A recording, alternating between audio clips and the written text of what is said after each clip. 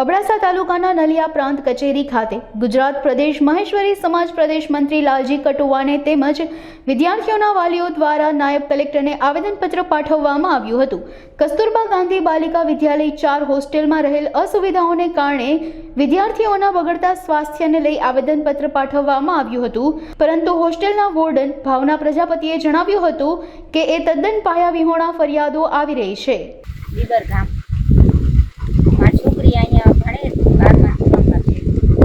4-5 વર્ષથી આવી તકલીફ ક્યારે નથી થઈ, પણ હમણાં ઊભી થઈ છે। લાઇટની, પાણીની સગવડ કાંઈ નથી, ખાવા પીવાનું કાંઈ નથી, અને એવું છોકરીમાં દેખાવામાં આવે છે કે ભૂત છે, એવું છે, એવી રીતે છોકરી ડરીને ઘરે હાલ્યો આવે છે।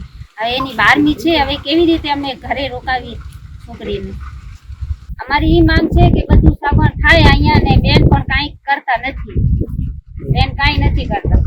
आज रोज અમે ગુજરાત પ્રદેશ મહેશ્વરી સમાજના પ્રદેશ મંત્રી તરીકે નલિયા મુકામે EGB4 કસ્તુરબા ગાંધી વિદ્યાલય 4 માં જે અવ્યવસ્થાઓ ઊભી થઈ રહેલ છે એમાં વહીવટી તંત્રને જે વિદ્યાર્થીનીઓ અભ્યાસ કરે છે એ વિદ્યાર્થીનીઓના વાલીઓએ તારીખ 26/7/2024 ના રોજ લેખિત રજૂઆત પ્રાથમિક જિલ્લા શિક્ષણ અધિકારીને મોકલાવેલ હતી, અને મારી પણ એમની સાથે ટેલિફોનિક વાત થયેલી, અને મેં એમને 5 દિવસનો એ સમય આપેલો હતો કે ભાઈ તમે આજે EGB4 માં જે અવ્યવસ્થાઓ ઊભી થયેલી છે, અને એમાં પણ ખાસ કરીને ભાવનાબેન પ્રજાપતિ છે જે બાલાસર મુકામેથી બદલી થઈને અહીંયા આવ્યા છે, હંગામી કર્મચારી છે, એ વ્યક્તિ અહીંયા આવ્યા પછી જે વિવાદ વહીવટી તંત્ર વચ્ચે વધેલો છે એનો ભોગ ઓલરેડી બાળકીઓ જે અભ્યાસ કરી રહી છે, 100 જેટલી બાળકીઓનો અભ્યાસ ઓલરેડી અત્યારે ચાલુ છે, સ્ટ્રેન્થ 100 ની છે।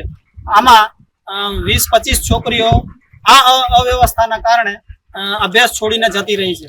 એમાં સૌથી ગંભીર બાબત એવી છે કે આ હોસ્ટેલ ચાલુ છે, એની અંદર લાઇટ નથી, પાણીની કોઈ સગવડ નથી, અને જો લાઇટ છે તો પંખા પણ કામ નથી કરતા, અને ખાવામાં પણ વિદ્યાર્થીનીઓને કોઈ પણ વ્યવસ્થિત સગવડ આપવામાં આવતી નથી। વાલીઓ વારંવાર જઈને રજૂઆતો કરે છે, તેમ છતાં એ બેન આ વાલીઓની રજૂઆતો કોઈ પણ રીતે ગણકારતું નથી। ઇવન તો કે જે જિલ્લા શિક્ષણ અધિકારી જે છે એમને મેં જે રજૂઆત કરી હતી એ જિલ્લા શિક્ષણ અધિકારીએ આ રજૂઆતને ફૂટબોલ સમજી એકબીજામાં આપલે કરી લીધેલી, પરંતુ અત્યાર સુધી કોઈ પણ નિવેડો ન આવ્યો।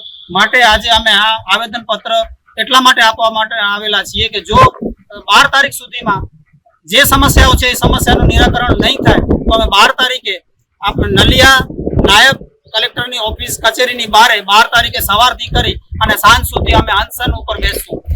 વિદ્યાર્થી જરૂર પડશે તો વિદ્યાર્થીનીઓને પણ બોલાવી લેશું, અને જરૂર પડશે તો વાલીઓ અને અમે જાતે અબડાસા તાલુકાના પ્રતિનિધિઓ બધા અમે અહીંયા અનશન ઉપર બેસશું। અને બીજી એક ગંભીર બાબત એવી છે કે એ જે ભાવનાબેન પ્રજાપતિ છે એ ભાવનાબેન પ્રજાપતિ અંધશ્રદ્ધા ફેલાવવાનું કામ આ હોસ્ટેલમાં કરી રહી છે।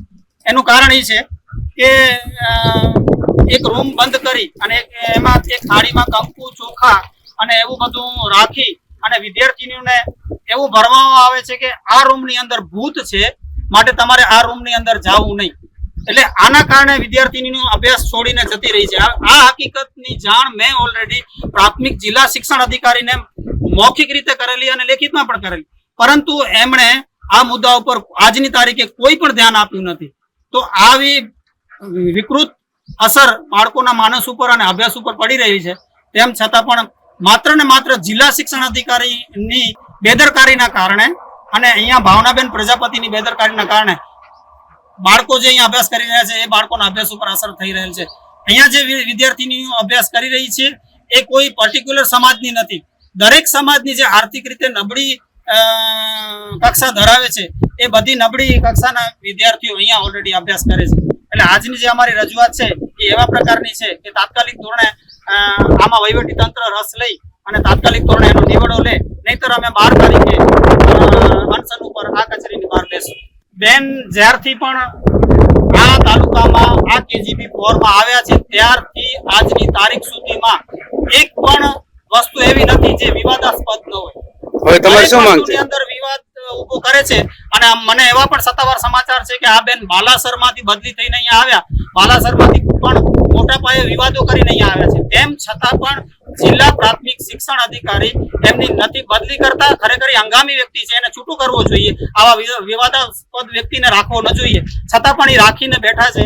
એની પાછળ કાંઈક કોઈક મનસા કામ કરી રહી છે, એનું અમે ઓલરેડી સંશોધન ચાલુ છે. હું પ્રજાપતિ ભાવનાબેન, મારો હોદ્દો અહીંયા એકમ ઇન્ચાર્જમાં છું, આલ વોર્ડન કમ હેડ ટીચર. અહીંયા 9 મહિનાથી હું ફરજ નિભાવું છું. આક્ષેપમાં તો એવું છે કે મારી આગળ જે હતા નોડલ બેન હતા, એમણે ઘણું બધું કૌભાંડ કર્યું છે. જિલ્લામાં અમારા જે બેન છે જસ્મિકાબેન, એમને હપ્તા લેવાના હતા અને એમના કહેવાથી એમણે કૌભાંડ કરેલું છે અને એના વિરોધમાં કદાચ આક્ષેપ મારી પર નાખ્યા હશે, બાકી એવું કશું છે નહીં. પહેલા મળતું તો એનાથી અત્યારે ઘણું સારું મળે છે. બીજી બેન ખૂટતી કડીઓ ગણે છે. અત્યારે એવું જાણવા મળી રહ્યું છે કે આપના દ્વારા કોઈ અંધશ્રદ્ધા જેવું કાંઈ કરવામાં આવે છે, વાલીઓની એવું રજૂઆત છે કે બાળકીઓને બીવડાવવામાં આવે છે કે એવું કાંઈ ના એવું કંઈ નથી. અંધશ્રદ્ધા જેવું કશું છે જ નહીં, કારણ કે હોસ્ટેલ તો 2014 થી બનેલી છે, ત્યારથી કરીને અત્યાર સુધી એવું કશું છે નહીં. એ જિલ્લામાં અમારે જે બેન બેસે છે જેન્ડર બેન, શું નામ છે? તેલા બાંધેલ જ છે. નામ શું છે? દર મહિને હપ્તા જે વોર્ડન બેન હોય કે નોડલ બેન હોય એમની પાસેથી હપ્તા લે જ છે એ લોકો. એટલે કદાચ આ લોકો વધારે બિલ બનાવતા હશે, એના માટેની કૌભાંડ કર્યું હશે અને કૌભાંડના હિસાબે અત્યારે કદાચ મારી ઉપર આવી રીતે આરોપ નાખેલા હશે. તમારી પાસે પણ હપ્તા લે છે? મારી પાસે નથી લીધા. એનું કારણ શું, કયા બાબતે કે શું, એટલે આપણી પાસે શું કામ નથી લેવામાં આવતા? એટલે આપણે કોઈ એમ કે એવી રીતે રજૂઆત કરી છે કે શું છે? ના, એવું કંઈ નથી. એમને જે જૂની બહેનો છે એ આખી કવર કરેલી બહેનો છે. હવે નવી જે બહેનો ભરતીમાં થઈ છે એમને કવર કરવાનો પ્રયત્ન કરે છે. એકદમ એમના સકંજામાં આવી જાય ને પછી હપ્તા લેવાનું ચાલુ કરે. તમારી પાસે માંગણી કરી છે કોઈ દિવસ? હા, એકવાર કરી હતી, જે કરાર રિન્યુ કરવાનું હતું એ વખતે કરી હતી. બરોબર.